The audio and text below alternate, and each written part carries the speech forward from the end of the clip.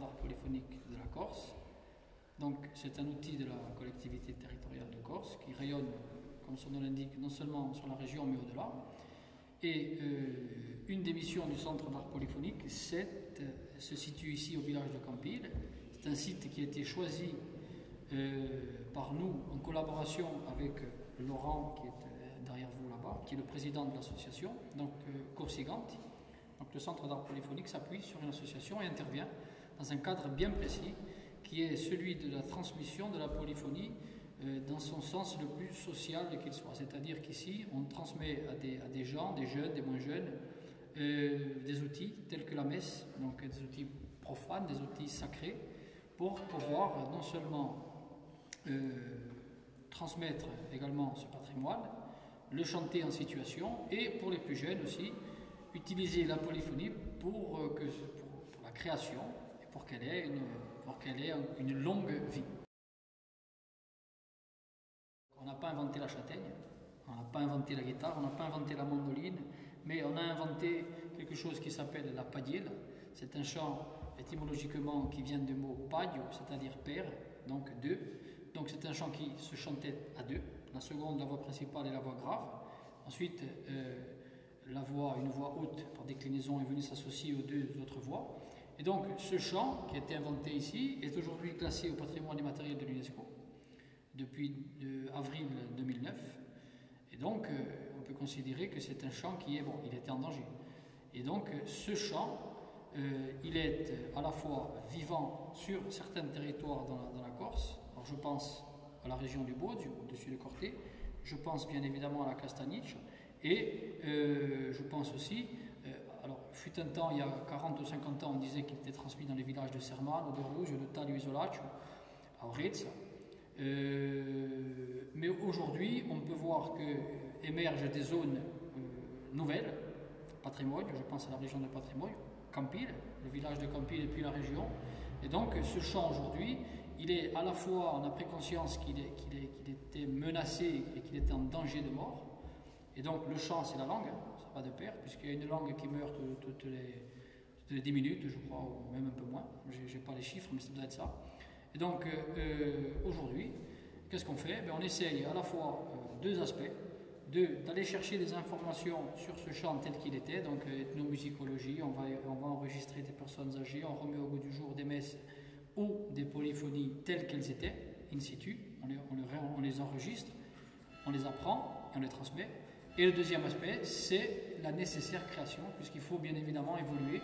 Et donc là, on retrouve sur des scènes internationales des groupes comme les Mouvrini, notamment, qui transportent le chant, comme Avilette, nous-mêmes, qui transportons le chant, je dirais, au-delà des frontières de la Corse. Je vais un peu sortir de mon domaine de prédilection, de la padielle, pour vous dire que justement, il y a un chant, il faudrait vous y intéresser, ça s'appelait Abistera, Pistera. C'était un chant de travail qui se faisait au moment du battage des châtaignes. C'est-à-dire que c'est un chant de travail, et lorsque on cassait les châtaignes, hein, donc il y avait un gros tronc ou une pierre, mais qu'on cassait comme ça, et ça, il y avait un rythme comme ça, et on chantait ce chant, donc principalement de la région de la Gastagne, de la Castaniche. Donc voilà un chant qui était aujourd'hui, ne se fait plus, socialement bien sûr, on n'en a plus trop besoin, mais il y avait ce chant qui était répandu.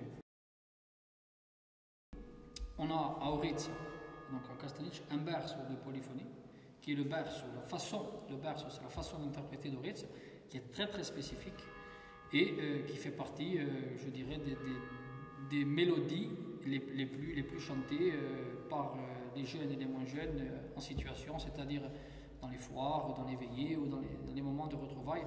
Je pense que ce berceau-là est quand même aujourd'hui un des plus chantés. Je vous présente Madame Pagani, qui est mon élève la plus âgée. Oui. Mon élève la plus âgée, et à qui je vais laisser la place, parce que Madame Pagani, elle a une petite voix qui nous est pas trop étrangère et qui nous est bien sympathique. Voilà. Madame Pagani, je vous laisse. Merci. Si vous voulez vous présenter devant la caméra. Voilà. Eh bien, écoutez, je suis Pierrette Pagani, donc voilà. J'ai eu beaucoup de chance en arrivant à la retraite à Campile d'avoir des cours de chant parce que moi, ma passion, c'est la musique, le chant et la danse. C'est ces trois trucs. Hein. Donc jamais je n'aurais espéré, en rentrant à Campile, ici, dans un parc. Je suis née ici, donc je suis contente d'être revenue. Mais enfin, grâce à Jean-François Lugiani et à Laurent et à tant d'autres, et ben me voilà entraînée dans une ambiance qui me plaît. Voilà. Non circa i fortuna né destino, mi incamina isola all'acqua fresca, con l'ombra di la luna bere vicino, in mano il accendo a mia giarretta. Quando scontri a te nel cammino, in cavallo antico la dosettia, questo n'ha visto solo damigella e mi fista un sorriso vizioso. Da voi vusti per me come la stella chi seguita la monte allo boscoso e sempre all'istess'ora più bella di quella fontanella fui amoroso. Tu mi mancaste e mai odiarasti, chi fusti tu per me lo primo amore. Di 7 anni di giaretta più non c'è, ma sempre per te batte come gore. Beata fontanella di San e aso acqua fresca senza sole. Beata fontanella di San e aso acqua fresca senza sole.